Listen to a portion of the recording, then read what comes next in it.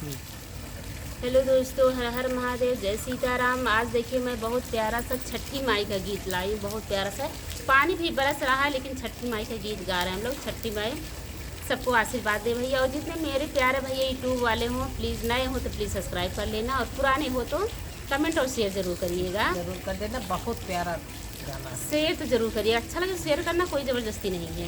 और 2 मिनट का समय आप लोग ज़रूर निकालिएगा। चलिए, हर हर महादेव। इस समय महादेव का दिन चल रहा है। हर हर महादेव।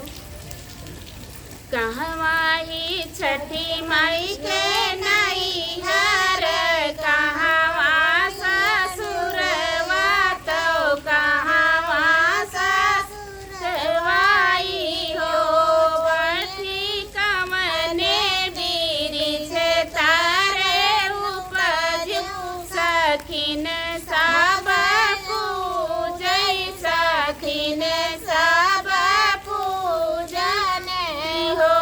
मैया कमने बिरिछ तारे उपज, सखिन सब हमई सखिन सब पूजाई हो।